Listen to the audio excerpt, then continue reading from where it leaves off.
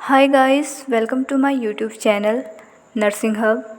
Today I will explain about the another test, that is Weber test and Rene test.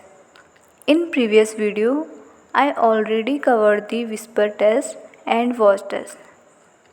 So before explaining the Weber test, I will explain about the instrument which is used in the Weber test. The instrument which is used in the Weber test, that is tuning fork.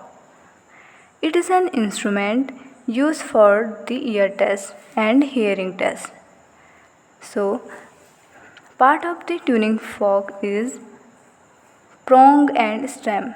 Site placed for tuning fork, that is forehead and maxillary portion.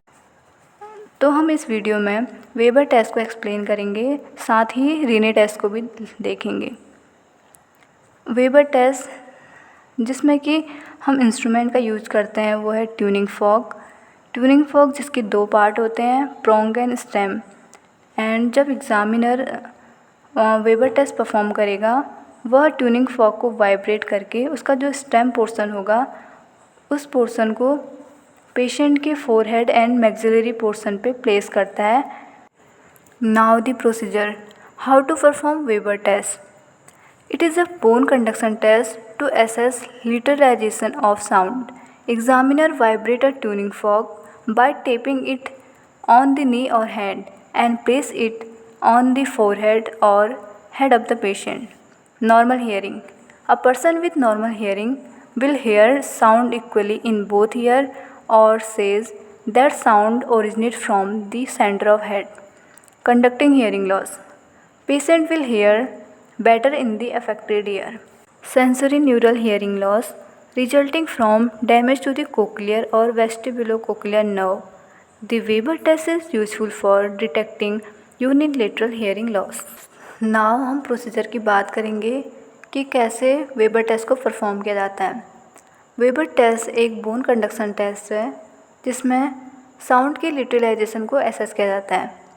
इसमें examiner tuning Fock को नी और hand पे tape करके उसे vibrate करता है, then जाके patient के फोरहेड पे प्लेस करता है।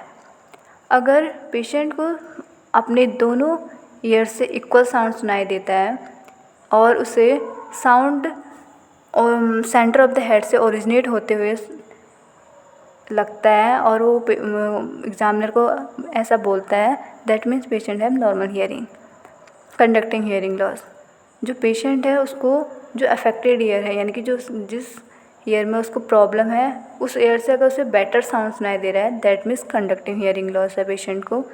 सेंसरी न्यूरल हियरिंग लॉस, अगर जो पेशेंट का जो नॉर्मल ईयर है यानी कि जो अनइफेक्टेड जो ईयर है, अगर उसमें से पेशेंट को साउंड बेटर साउंड सुनाई दे रही है, that means patient have sensory neural hearing loss.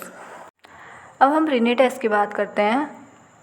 इसमें एग्जामिनर वाइब्रेटिंग ट्यूनिंग फॉक की स्टेम को दो पोजीशन पे प्लेस करता है।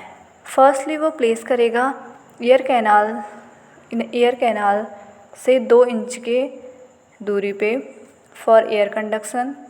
एंड सेकेंड टाइम वो प्लेस करता है मैस्टॉइड बोन पे, जो कि ईयर के जस्ट पीछे जो बोन होती है उसे मैस्टॉइड बोन बोलते हैं, उसमें प्लेस करता है फॉर बोन कंडक्शन। और जब एग्ज़ामिनर पोजीशन चेंज करेगा उस टाइम पे वो पेशेंट से पूछता है कि तुम्हें कौन सा साउंड ज़्यादा तेज़ सुनाई दे रही है, यानी कि एयर कंडक्शन और बोन कंडक्शन में से कौन सा साउंड तेज़ सुनाई दे रही है। अगर पेशेंट को एयर कंडक्टेड साउंड ज़्यादा तेज़ सुनाई दे रही है as compare to bone conducted sound, that means patient की जो हेयरिंग है वो नॉर्मल है। और अगर पेशेंट को बोन कंडक्टेड साउंड ज़्यादा तेज़ सुनाई दे रही है as compare to air conducted sound, ज़्यादा तेज़ साथ ही लंबे समय तक सुनाई दे रही है bone conducted sound, that mean patient have conducting hearing loss.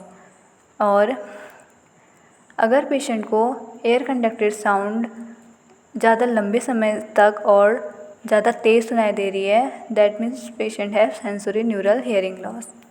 If you understood this video, please like, share and subscribe my channel. Thank you.